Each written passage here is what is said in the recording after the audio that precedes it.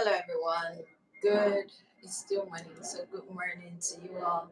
You're welcome to the live webinar tagged How to Care for Your Health as a solopreneur. I hope you all can hear me.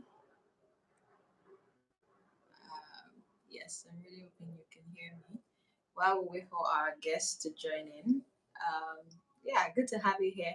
If you actually missed the live replay, then you can always like catch the replay. Yeah, we'll just wait for more persons to join. And mhm.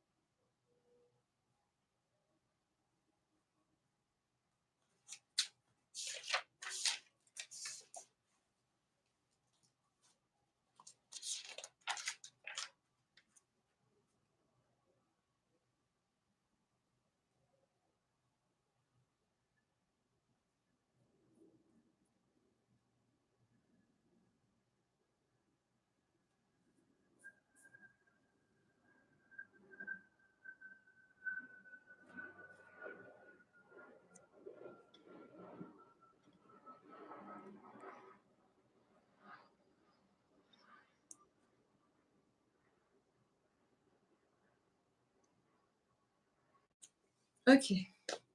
Hi, Dr. Testimony. How you doing? Trust you're well today. Uh, Yes, I'm very fine. Thank you. good, Blessed. good, Thank you good so to much. have you here. Thank you for coming on Yeah, board to do this. We will just start, right? And the idea is that this video will be uploaded, and even though some persons might miss it, they can always like catch the replay, right? Okay, so all right. I mean, the topic is self-explanatory, but I want to give like a background um story, right? And then just ask questions. I remembered when I just recently started my business, I think sometimes in 2015, or was it 2014? There about 2015 or 2014, 2015, 2016 ish. I can't remember when exactly now. I I was always just working around the clock. I didn't have like structures to my business, of course, so it was just very overwhelming. I mean, and it was just me and volunteers, volunteers Yeah, were like my friends, my siblings, things like that. And I was always falling ill. Sometimes wow. I forget to eat. It was really bad. And in recent time, I found out that that's becoming like a trend. You see people who, most especially entrepreneurs, say, oh, they weren't feeling fine, thank you. You see, they put it on their status, thank you for checking up on me. I broke down. And I mean, they might just feel like, okay, stress and all, but if they don't tackle the background, like the basics. Like, why do I always just fall sick? And they'll say, oh, some will say, oh, that headache was not from here. And you can relate this to Uh, stress or whatever. So I think you have an idea of yeah. what I'm talking about. So what can we do to, you know, how can we pay more attention to our health as like solopreneurs? All right. All right. Thank you. Well, first of all, thank you so much for this opportunity. I'm so glad that we can discuss something as important as this, your platform. Thank you. All right. So how to take care of your health as a solopreneur? Well, I'll just briefly go through some definitions, so that everybody knows what we are talking about. What is what? So, so what is health? Generally, the WHO will say that health is the state of complete physical, social, and mental well-being, and not just merely the absence of disease or infirmity. And you observe that a lot of people today, they only pay attention to their health when something is wrong. So maybe they have a headache, have malaria, that kind of thing. That's when people begin to say, "Oh, my health, my health." But really, it's not just about that. There are a lot of people that are actually not healthy, even though they don't have a visible, you know, sickness or disease in their body. And I think if you come from that perspective, it's going to help you to, organize your life in such a way that you don't eventually have that disease or infirmity. Because once you are not healthy, for instance, mentally now or socially, then something is wrong. And eventually, if it's not addressed, it might lead to something physical, that is a disease or infirmity that we now put a diagnosis on. So today we'll look at that. I've talked about health, so I'll just talk about a solopreneur. That's someone that sets up and runs a business on their own. Usually, people always ask entrepreneurs, solopreneurs. Well, both of them start up businesses, but the entrepreneur usually has more people working for him. The solopreneur is like a one-man show, a one-man business running errands, doing everything on your own, that kind of thing. Yeah. So basically, I just want to just do some. I'll just talk about the entrepreneurs, just some of their strengths, their weaknesses. As I said, because I'm trying to make sure I want to have. I like speaking in a structured way, so you can easily recall what I've said and you can link things very easily, and it's easy for you to remember and take some of these things to heart. And so I'll just talk about the entrepreneur, the strengths, or the solopreneur, the strengths, their weaknesses, and then I'll talk about how some statistics that we have and then how we can help ourselves. So just very basically simple. So, so the entrepreneur has a lot of strengths and innovative, creative, resilient people, very determined. They want to get something done, so they get it done. They don't care what the challenges are. They want to achieve their goals. They're really very focused and unyielding. Um, there are people I don't actually how am I saying there? I am so I'm a business person too. Yeah, so we are usually people that are very opportunities at every turn. So a random solopreneur, entrepreneur, we enter a place and then these 20 opportunities for business there. What is lacking? Why we can do this? We can make money from this. That's the kind of people that they are. Very optimistic people. Very, very optimistic. Because actually, I don't think you can start a business if you're a pessimistic person. You can, but it's very difficult. Because as a business person, you have to be hopeful that people will buy from you. People will, get what you are selling. You have to have that optimism and very calculative, and then also they are risk takers. Now, all these strengths are important to business people, and I said eventually you see how they play out in affecting the health of solopreneurs, as I will point out later on. And actually, because some of these strengths now present as weaknesses that eventually affect the health of solopreneurs. So, for instance, because focused and very resilient on what they want to achieve, the weakness associated with that sometimes can be narrow-mindedness. What I mean is that so when they are looking at one thing, they can forget every other thing around them. And sometimes this can include their health. So because they are very focused people, I said when they want to get one thing, they can, you can forget about every other thing. Focus, they have the power of focus, but at the same time, uh, it can result in, they forget every other thing that needs to be done. And I said sometimes that's the health. They can be negligent of self-care. I said it's still traceable to that. I want to achieve this thing. So every other thing is, is is going to suffer for it. They can be negligent of family and relationships around them because of the goal in front of them. Then they can also overestimate their strengths. Now, this is something that is very related to the optimism. So a entrepreneur can look at it. we can produce 1,000. 1,000, just 110 pieces. Now we can't put, come on, we can do that. And then in reality, he cannot produce more than 300. But, and he has gone to make mouths, tell the clients that, look, I will do 1,000 for you. And then he has received money. Now, so you are beginning to see how the personalities and the strengths and the weaknesses affect the health of the person. So because when you overestimate your strength, then definitely you either put yourself under a lot of pressure or stretch yourself beyond your breaking point. Yeah. Okay. Another thing we said, an advantage or a strength for them is that they are risk takers. Now, the weakness is that they can actually take too many risks. That's the point. There's a healthy dose of risk that everybody should take. Even the smartest investors don't take every risk. There are risks you can take. There are some that should not be taken. There are times when it's wise to take a risk. There are other times when, well, it's not really wise to do that.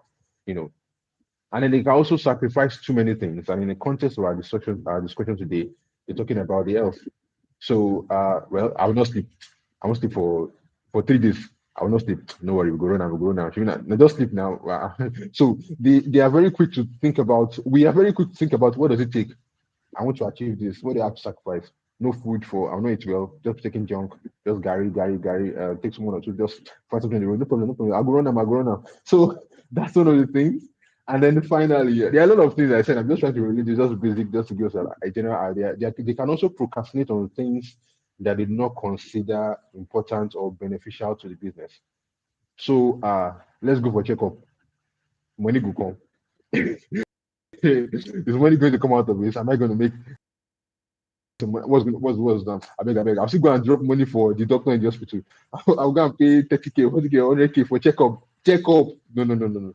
It's not. So these are some of the weaknesses, and from what I've said now, you can see that there is a personality type. Now, I don't like putting people in boxes and all that, but generally speaking, these are some traits that you see in business people, solopreneurs, that because of these things now eventually affect many things. One of which is their health. And statistics don't lie, really. When I was making some research, I mean, some amazing things. 72% of entrepreneurs are or indirectly affected by mental health conditions. And now that is a very, very serious figure, right? And that means that if you gather 10 entrepreneurs together, 7 of them have one form of mental health issue or the other. And that is very serious. That's very serious, you know. And then, another statistic that these are all research papers now. Maybe I can share them with Mrs. Adesua after the class if you after the seminar if you're interested now. That okay. Another is that strongly associated with an increased risk of obesity. And it stands to reason. It stands to reason.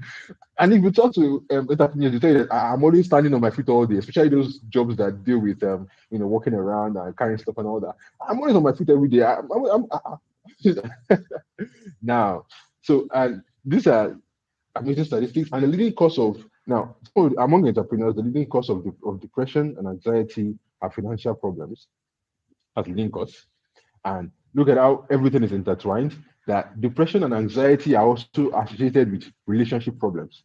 So look at that now. So leading cause of depression and anxiety is financial problems. Then depression and anxiety are also associated with relationship problems, and financial issues leading causes of divorce and relationship issues among entrepreneurs. Amazing. So it's like a cycle. So somebody has financial problems, it causes depression and anxiety. The financial problems can affect his relationships, his marriage, his marital partner, his partners. Then that's also what sends the depression and anxiety that's already coming from the from the financial issues. And then eventually all that relationship and then the health of the person is affected. So it's a cycle. I think that I'm so glad for this kind of platform and opportunity because it's something that we have to really start paying attention to. So quickly going to the solutions. Okay, so what can we do? Now we've seen strengths and weaknesses present in many businessmen, entrepreneurs, solopreneurs, and we've seen how those things eventually play out to affect their health. Now we've seen that um, for instance, we look at a strength of focus, which can become a weakness of narrow-mindedness or negligence of other things that matter. You know, if it's not well attended to. So how do we do that? How do we deal with issues like this? Well, the first thing that I would say is that define your values before getting into business. Define your values Why are you getting into business? What are the things? I said one of the things that entrepreneurs are very quick, solopreneurs are very quick to sacrifice a lot of things. This is not going to be beneficial to me, so I'll just get it out. So define your values first. What can I sacrifice? What can I personally as a business person? One of the things I observed in my line of work is there's usually poor welfare of staff. One of the things that get into business, I observed that a lot of people were not well paid and treated, or they were owed money, all those kind of things. So for me, it became a value that anybody anything. No, none of the workers should be owing stuff. You should not owe them anything, no matter what it is, no matter how what you have to sacrifice. So now that guides the way I think. So for instance, if we have a lot of needs and I like we've not paid this person, oh, because it's a value for me, please go and pay that person, settle him, and then we'll move on with other things. So that's the same way it must be a value for you. So what are your values before getting? If you've already got into business, it's not too late. Sit down and evaluate. Okay, so what are the things I want to do? And one of them should be health. One of them should be health. One of them should be health, because um, health is wealth, and really you can't do much. Your body is your vehicle. Whatever you want to achieve, what you use to achieve them. And if you don't achieve them, if you don't take care of your body well, the goals, the business, everything. As a doctor, I've seen a lot of businessmen die in the hospital from diseases that could have been taken care of. Some of them, you ask them when last did you procedure, they tell you 20 years. Some of them have had conditions like hypertension, diabetes, and they refuse to come to the hospital because I have work, the business. But you see, many of them they come down with these things at critical levels, points where they either have to be managing the condition and reduce even all the work they wanted to do, they have to reduce their efficiency, reduce their productivity. And all of this could have been solved if they had come earlier. So health should be a major value that okay, I will not sacrifice my health for anything. Now, some of the statistics I showed you said that so depression and anxiety are also associated with relationship problems. So pay attention to relationships too. These are things that might get to the core of the business itself now, but pay attention to relationships because relationships are good support systems. They provide very strong um, um, um, support systems for us. Very, very strong support systems. Sometimes because business is tough. Kind of business is tough. I was talking with a friend and he's running his business for about 2 years and he was telling me that too, Oga, I've not made any profit from this business. I have to still keep I have to still keep investing my money with the hope that okay, at least eventually I'll break even. And these are tough things to do if you don't have someone that is there for you, someone there to support you, a very strong support system around you, people that are like-minded. I like talking to business people a lot. Um, I love speaking to business people a lot because of the shared interests that we have. Mr. This was left. I don't know. Uh, am I still live? Can you still hear me? Are we together? You can just reply in the chat box. Can you still hear me?